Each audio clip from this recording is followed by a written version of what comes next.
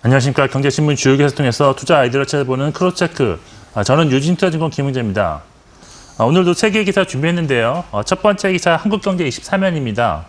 이번 주 뉴욕 증시는 미국과 중국의 무역 협상 결과와 미국 물가 지표에 주목하면서 움직일 수 있다는 내용인데 관련해서 국내 증시 전망도 함께 검토해 보겠습니다. 두 번째 기사 한국경제 17면입니다. 국내 최대 철강사인 포스코가 자동차 강판 가격을 인상하기로 함으로써 향후 실적 개선 기대할 수도 있다는 내용입니다. 관련해서 철강업 투자 전략 검토해 보겠습니다. 마지막 기사 한국경제 22면입니다. 업황 부진으로 LG화학 주가가 연중 최저치를 갱신하고 있다는 내용인데 배터리 부분에서의 내년 성과가 중요하다는 내용입니다. LG화학 투자 전략도 간략히 검토해 보겠습니다.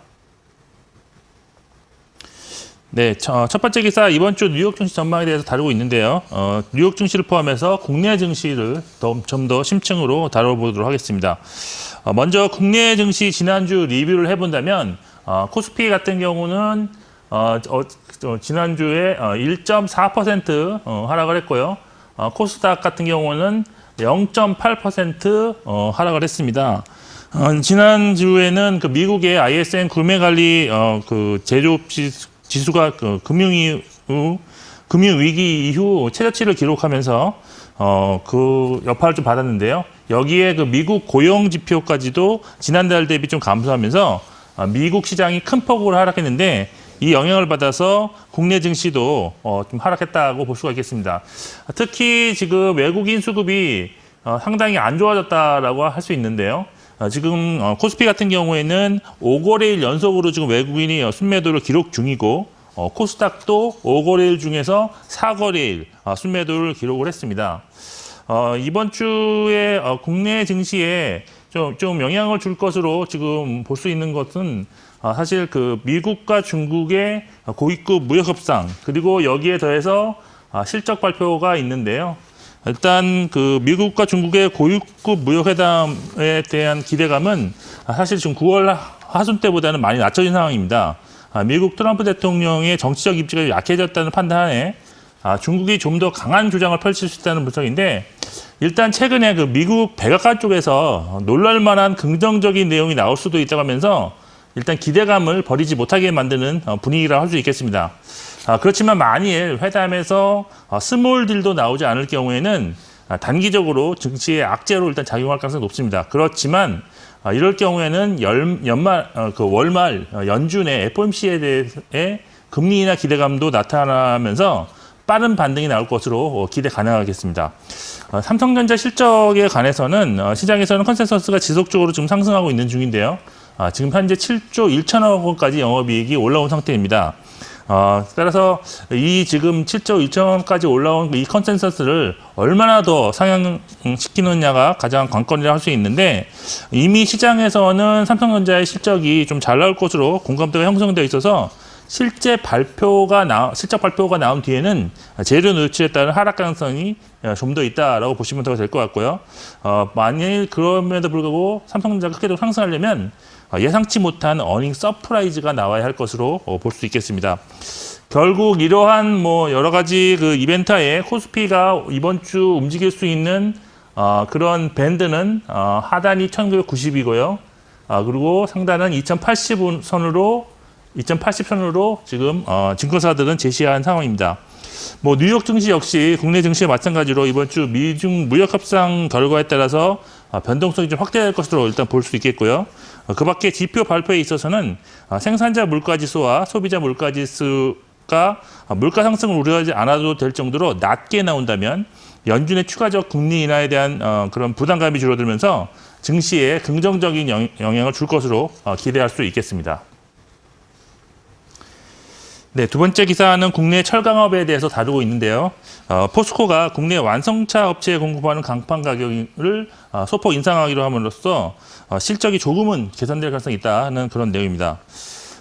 포스코는 지금 그 국내 완성차 업체 한 곳과 자동차용 강판 가격을 톤당 2에서 3만 원 인상하기로 합의했는데 이는 2017년 그 하반기 이후에 2년여 만의 인상입니다.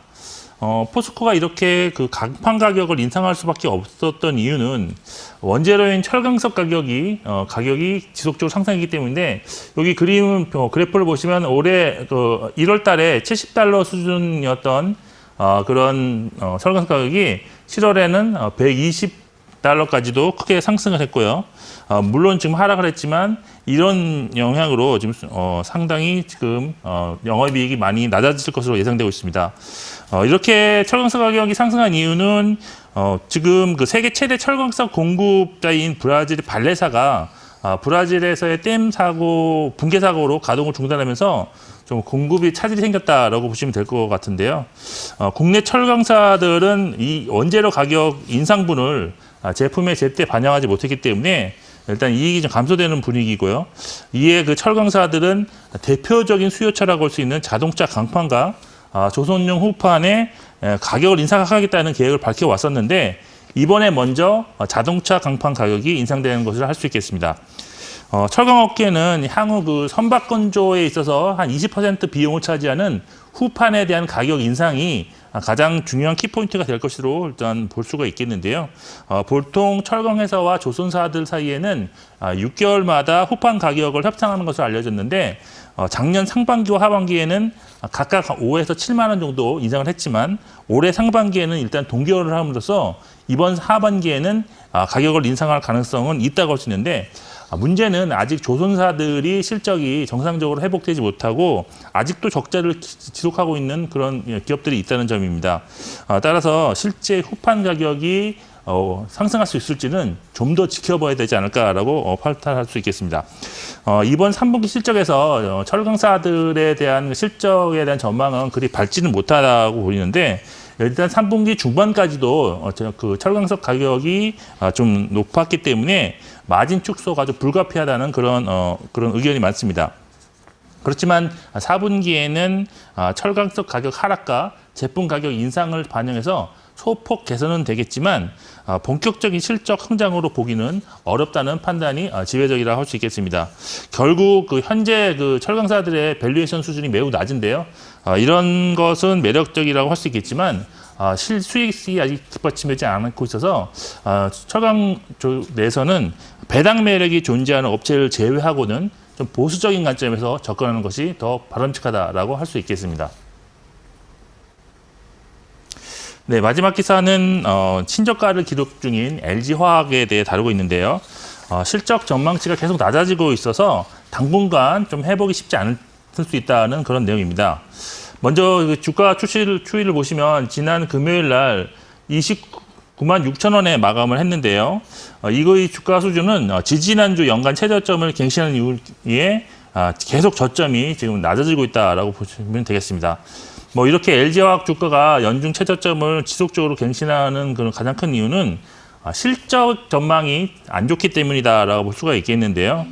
지금 실적 전망이 올해 연간 영업이익 전망이 한 달 전 대비로도 한 21% 정도 감소한 지금 3분기 1조 3,900억 원에 좀 형성되어 있는 중입니다.